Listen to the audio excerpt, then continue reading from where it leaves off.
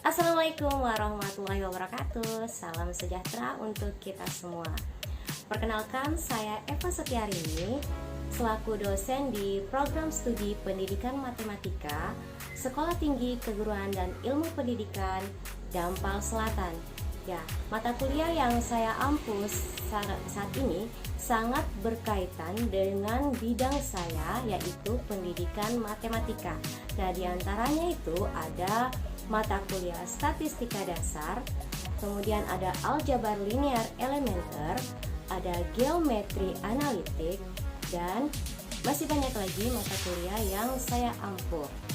Nah, pada kesempatan kali ini saya akan menjelaskan terkait teknik pengajaran yang saya lakukan pada mata kuliah yang saya ampu di semester ini, yaitu mata kuliah statistika dasar. Nah, mata kuliah ini menggunakan metode DIA, yaitu Delivery, Interaction, dan yang terakhir adalah Assessment. Nah, sebelum menjelaskan lebih jauh tentang mata kuliah statistika dasar, terlebih dahulu saya akan menjelaskan deskripsi singkat yang terkait dengan mata kuliah statistika dasar. Nah, berikut deskripsinya. Deskripsi mata kuliah statistika dasar yaitu mata kuliah ini merupakan mata kuliah dasar statistik yang akan menyajikan berbagai konsep dasar statistika.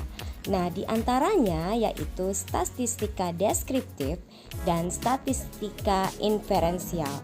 Statistika deskriptif mencakup deskriptif kualitatif dan kuantitatif. Sedangkan statistik inferensial itu mencakup statistika parametrik dan non-parametrik.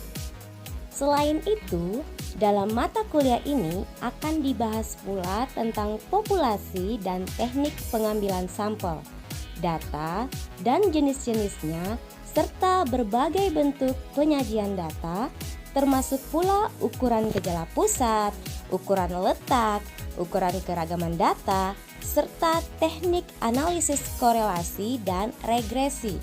Nah, di sini diharapkan pula mahasiswa mampu menganalisis data dengan menggunakan software SPSS dan mampu menginterpretasikan hasilnya. Nah, software SPSS yang digunakan di sini adalah SPSS 25. Selanjutnya itu tentang kemampuan akhir yang diharapkan. Nah, yang pertama, mahasiswa mampu menjelaskan perbedaan statistik dan statistika, perbedaan sampel dan populasi, perbedaan statistik dan parameter, dan peta konsep statistika.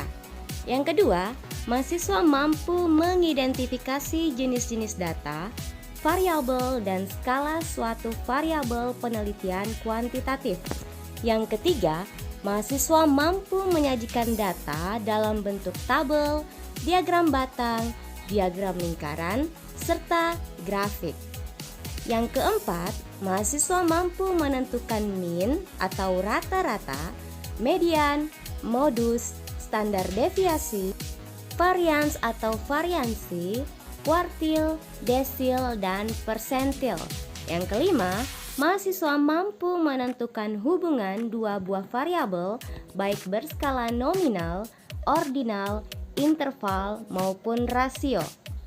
Keenam, mahasiswa mampu membandingkan kesamaan atau ketidaksamaan satu atau dua populasi.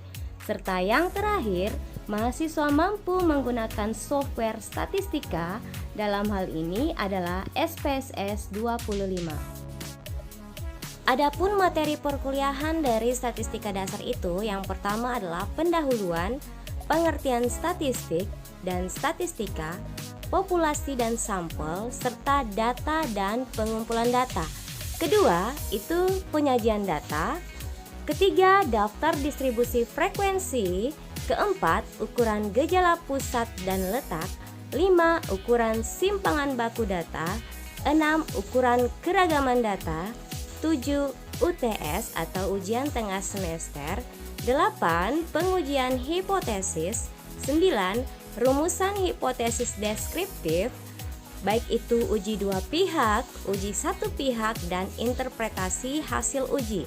Ke-10, rumusan hipotesis komparatif, uji komparatif dua sampel berkorelasi, uji komparatif dua sampel independen, dan interpretasi hasil uji hipotesis komparatif. Ke-11, rumusan hipotesis asosiatif, pengertian uji korelasi produk momen, interpretasi hasil uji hipotesis asosiatif. Ke-12, regresi sederhana. 13, statistik dengan SPSS 25, serta yang terakhir adalah ujian akhir semester. Selanjutnya bahan ajar. Adapun bahan ajar yang digunakan itu pertama Sujana 2005, yaitu metode statistika. Kemudian ada karangan dari Muhammad Arif, dasar-dasar statistika. Yang ketiga ada Usman Husaini, yaitu pengantar statistika. Serta yang terakhir adalah ada handout statistika dasar buatan saya sendiri. Jadi itu adalah sumber bahan ajar yang digunakan. Nah, untuk pembelajarannya itu menggunakan video pembelajaran buatan saya sendiri.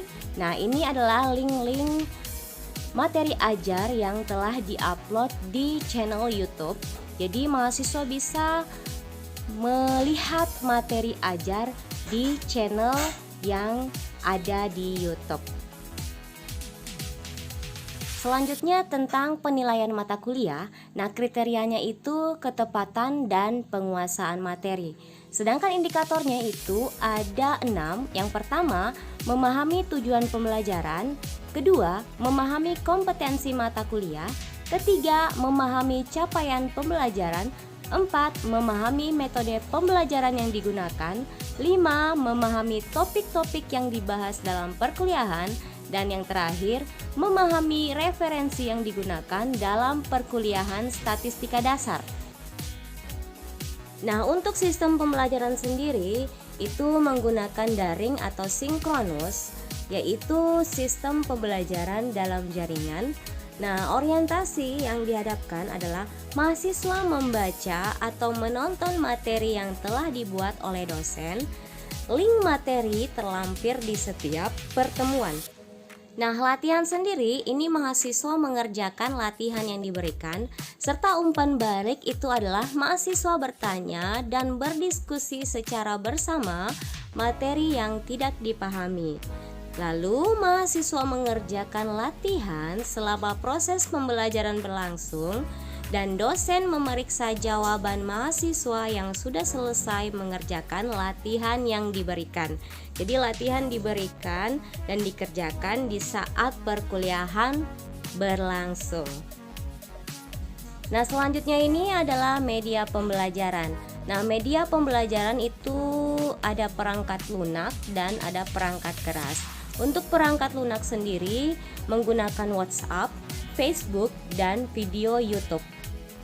Nah, pilihan perangkat lunak ini disesuaikan dengan jaringan yang tersedia di Dampal Selatan sendiri. Nah, perangkat kerasnya itu berupa laptop, komputer, dan ponsel. Nah, di slide kali ini akan menjelaskan tentang metode pembelajaran dari statistika dasar. Nah, ada 4 pilihan metode pembelajaran yang sangat cocok untuk mata kuliah ini. Yang pertama adalah problem based learning atau pembelajaran berbasis masalah. Yang kedua, inquiry learning atau pembelajaran inquiry. Ketiga, project based learning, yaitu pembelajaran berbasis project. Jadi nanti akan ada project dari mahasiswa menggunakan SPSS. Dan yang terakhir adalah small group discussion atau biasa juga disingkat dengan SGD. Untuk interaksi dosen dan mahasiswa itu interaksi dua arah atau two-way interaction. Yang pertama itu mahasiswa bertanya materi yang tidak dipahami setelah menyimak video pembelajaran yang diberikan. Nah, di sini dosen menjawab pertanyaan mahasiswa dan menjelaskan materi yang tidak dipahami. Untuk dosen dan mahasiswa sendiri, itu berdiskusi mengenai materi yang diberikan. Mahasiswa menjawab latihan yang diberikan dan dikumpulkan di waktu perkuliahan agar dosen langsung mengoreksi jawaban dari mahasiswa. Nah, untuk feedback sendiri itu mahasiswa menjawab langsung latihan yang diberikan dan dosen langsung memberikan nilai serta mengoreksi jawaban yang salah. Nah, yang terakhir adalah penilaian. Adapun jenis tagihan dalam penilaian ini, yang pertama adalah kehadiran dan partisipasi kuliah. Ini kontribusinya 15%, keaktifan 15%, tugas atau dalam hal ini latihan adalah 20%, sedangkan ujian tengah semester dan ujian akhir semester itu adalah 25%. Jadi, total keseluruhan penilaian adalah 100%. Berikut contoh proses pembelajarannya ya. Materi selanjutnya statistik dengan SPSS. Nah, di sini kita akan belajar bagaimana cara mengolah data menggunakan SPSS 25. Oke, pertama-tama buka dulu aplikasi SPSS. Di sini saya menggunakan aplikasi SPSS 25. Nah, setelah itu nanti akan muncul seperti ini. Sambil kita menunggu tampilan awal dari SPSS 25. Nah, muncul ya. Jadi di tampilan awalnya itu ada data view dan ada variable view. Nah, variable view ini kita akan edit di sini apa-apa saja yang dibutuhkan. Nah, di sini kita akan edit tingkat pendidikan, kemudian ada pria dan ada wanita. Nah, kemudian tipenya itu kita ubah string karena dia bukan berbentuk angka ya. Nah, alignnya itu kita ubah ke center semua, baik pria, data pria maupun data wanita. Nah, measurnya itu untuk tingkat pendidikan nominal, sedangkan pria wanita itu kita ubah scale. Nah, untuk tingkat pendidikan, values-nya ini kita label dulu. Value 1 itu labelnya SD, 2 itu labelnya SMP, 3 labelnya itu SMP, SMK atau SMA, sedangkan yang keempat itu labelnya adalah perguruan tinggi. Kemudian kita oke. Nah, di data view ini sudah muncul ya. Ada tingkat pendidikan, ada pria, dan ada wanita. Oke, kita ambil data, kita copy datanya yang ada di file. Kemudian kita paste ke SPSS lagi di data view. Nah, di sini ada variabel jumlah dan ini belum kita edit, maka kita edit dulu di variabel view. Ubah menjadi jumlah. Kemudian measure-nya itu kita ubah scale juga. Kemudian alignnya kita ubah ke center. Nah, lanjut kita akan panggil data untuk tingkat pendidikan 1, 2, 3, 4. Kemudian kita buat grafiknya, grafik bar. Nah, pertama kita buat yang simple dulu. Kemudian define. Nah, tingkat pendidikan itu masuk di variabel. Kemudian karena ini masih diagram batang sederhana, maka kita pakai jumlah. Oke, kita tekan oke. Maka hasilnya akan seperti ini. Sangat mudah kan untuk membuat diagram batang sederhana.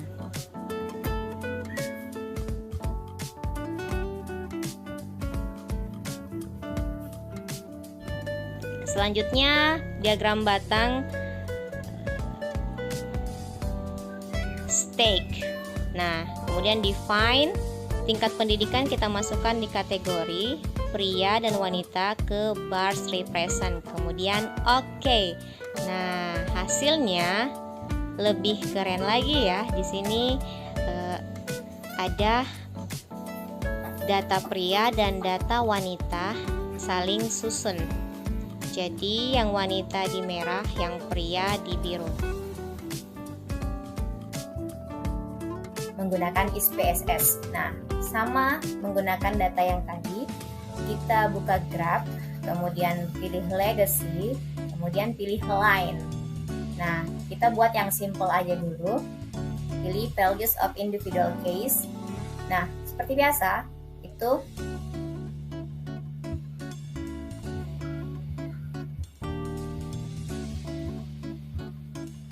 kita masukkan untuk tingkat pendidikan di bagian variabel sini.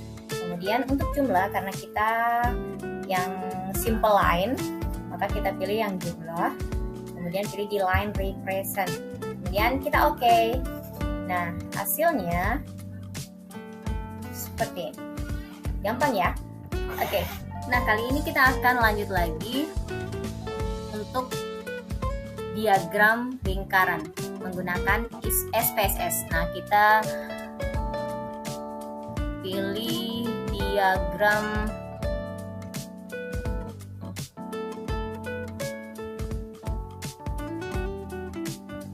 values of individual case. Kemudian variabel itu kita masukkan ini, jumlah kita masukkan ini. Oke, kita lihat hasilnya itu. Nah, oke. Inilah diagram lingkaran. Oke, baik. Itulah tadi penjelasan ataupun cuplikan materi yang saya ajarkan di semester kali ini, yaitu mata kuliah Statistika Dasar. Insya Allah bermanfaat, dan tetap selalu semangat, stay safe dan stay healthy. Wabillahi taufiq wal hidayah. Wassalamualaikum warahmatullahi wabarakatuh.